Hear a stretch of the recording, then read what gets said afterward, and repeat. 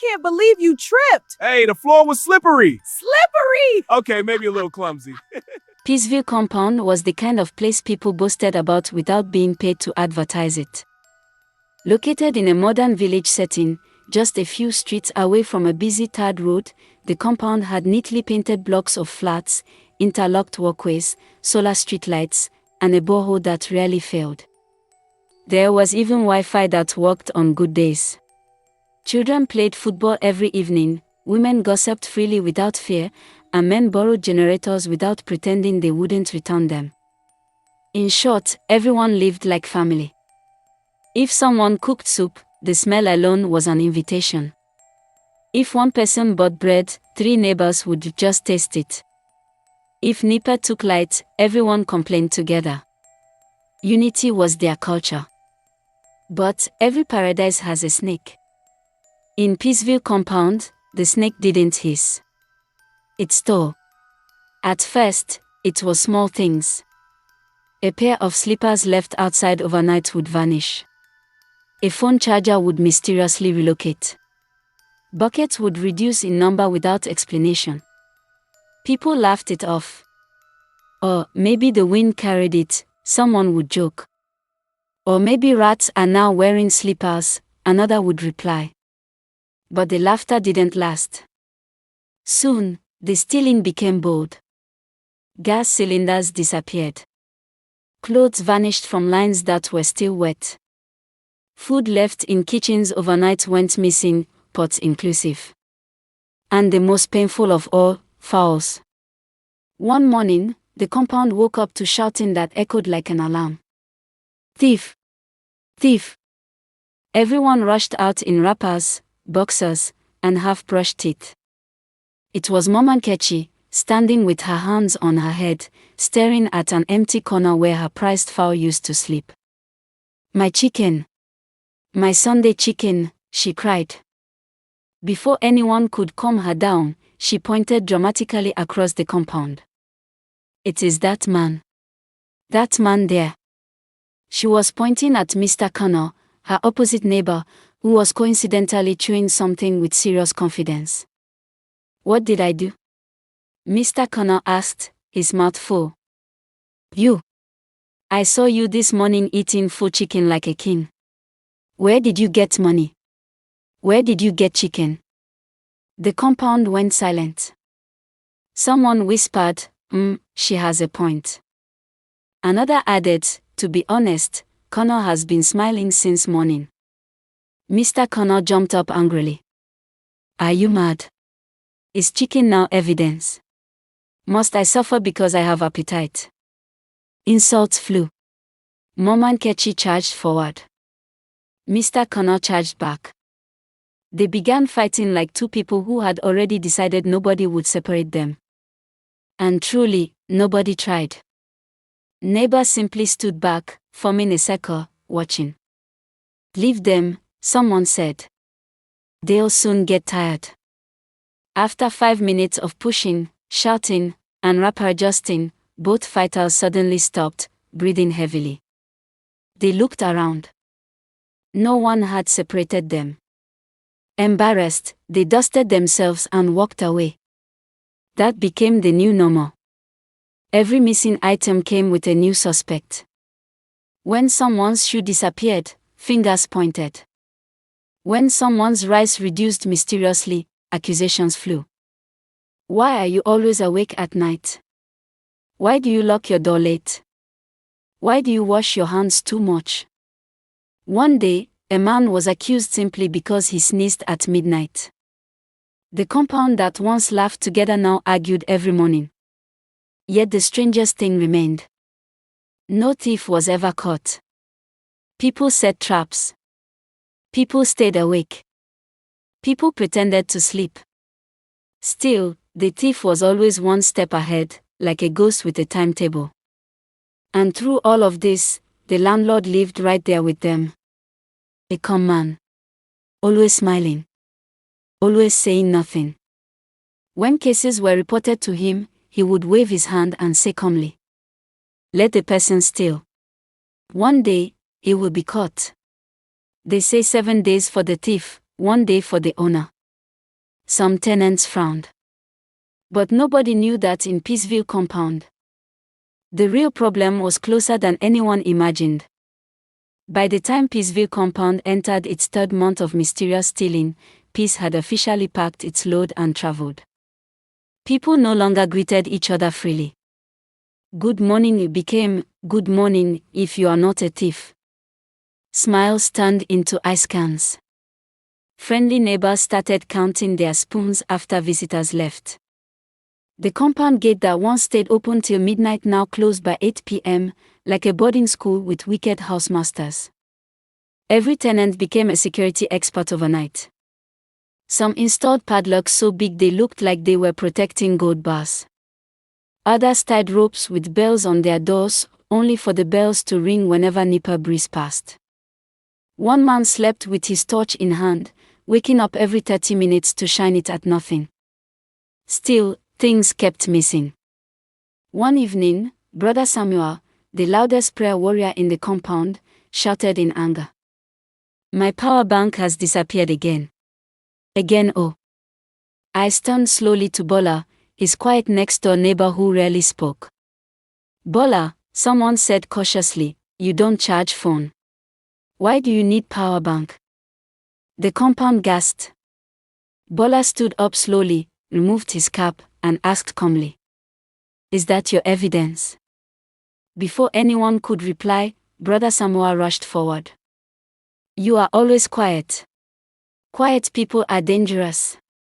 And just like that, another fight started.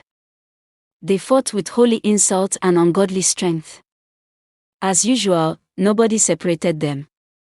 People stood at safe distances, commenting like football analysts. Samuel is losing. Oh. No, Bola has stamina." After some minutes, both men stopped, tired and confused, then quietly returned to their houses, ashamed.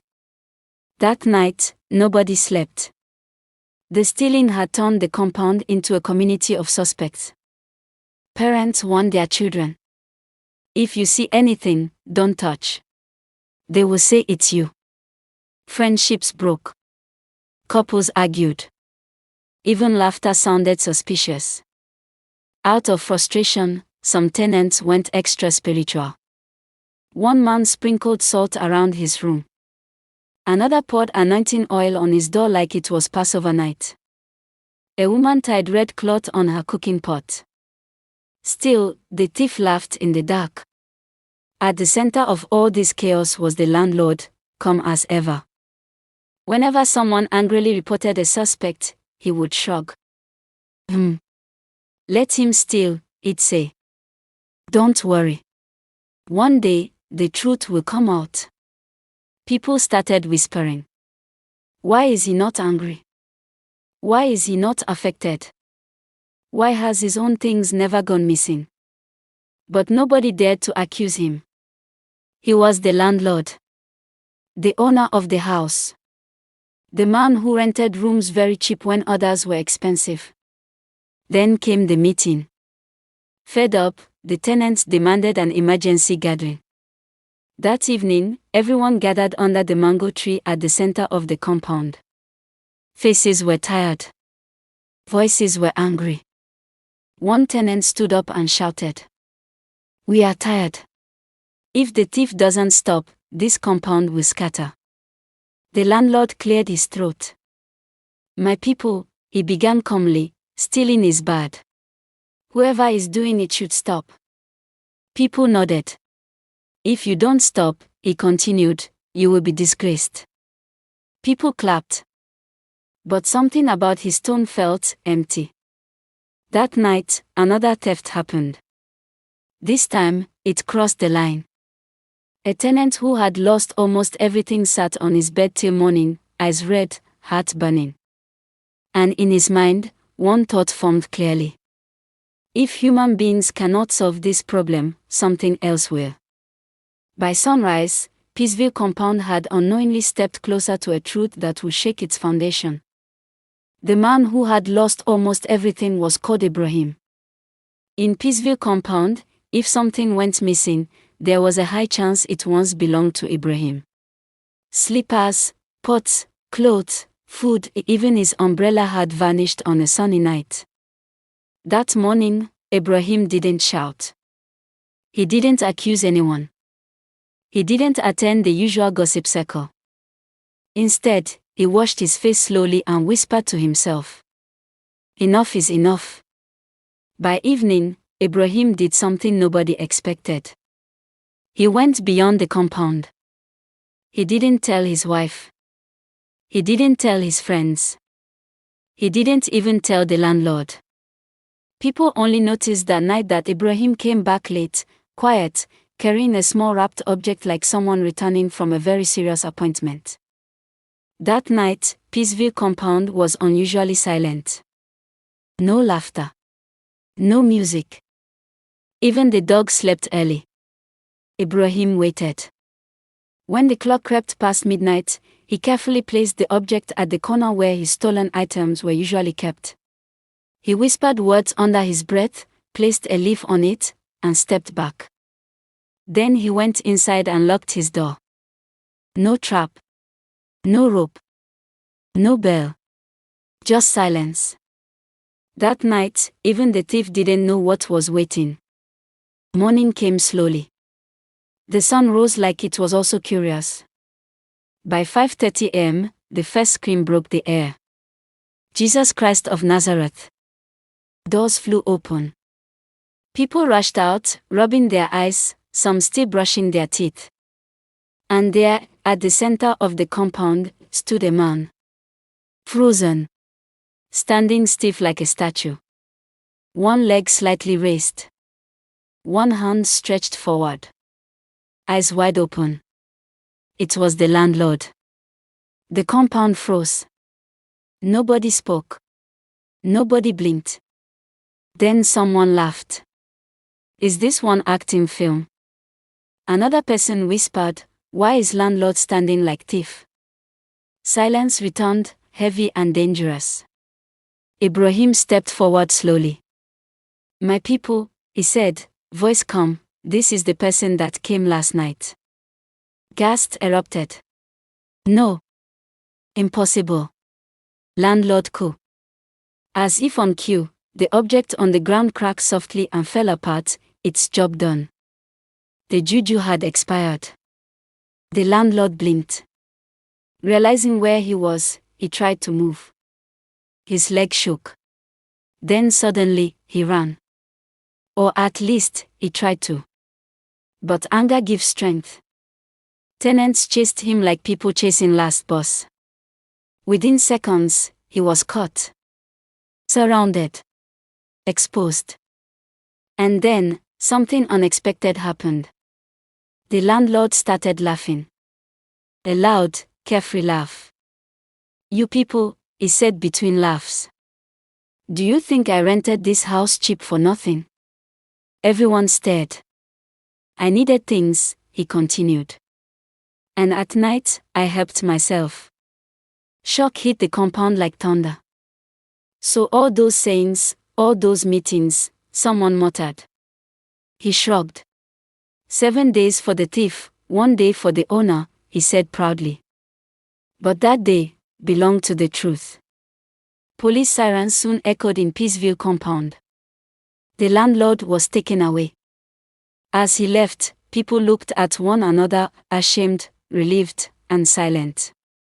Peaceville compound would never be the same again. When the police van finally drove out of Peaceville compound with the landlord inside it, nobody shouted. Nobody clapped. Nobody celebrated.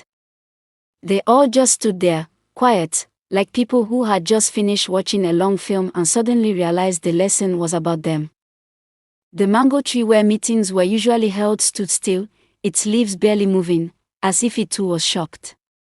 Mama Nkechi was the first to break the silence. So, all these months, she said slowly, I fought Connor because of landlord.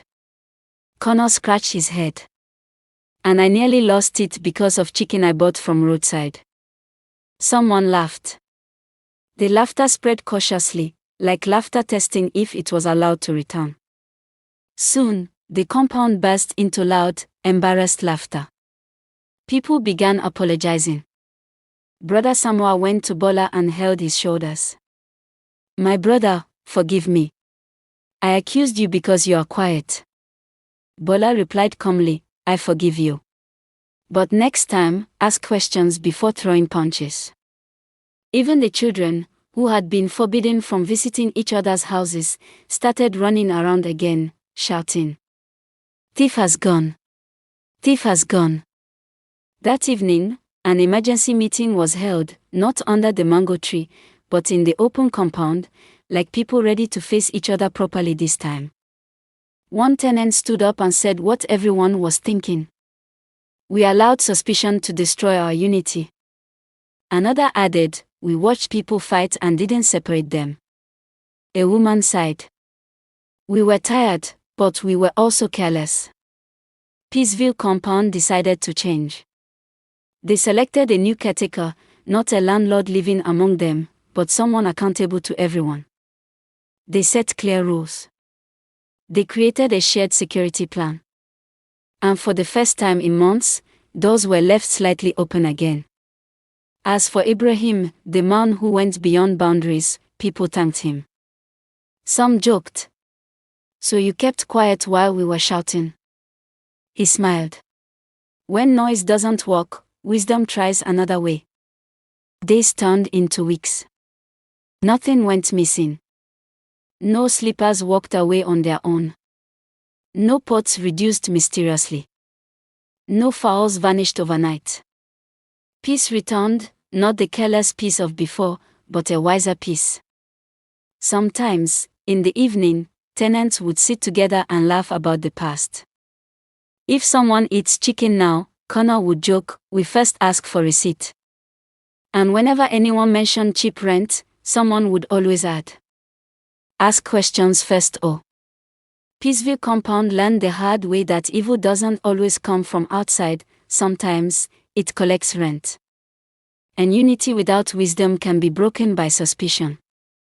But when truth finally shows its face, even the loudest thief cannot run from daylight. The end. Thank you so much for staying with us till the end. Your time, your presence, and your voice truly matter to us. We'd love to know what this story made you feel or learn. Please share your thoughts in the comments. If this story touched you in any way, kindly support us by liking, subscribing, sharing with others, and turning on the notification bell. Your love and support mean more than words, and we truly appreciate you.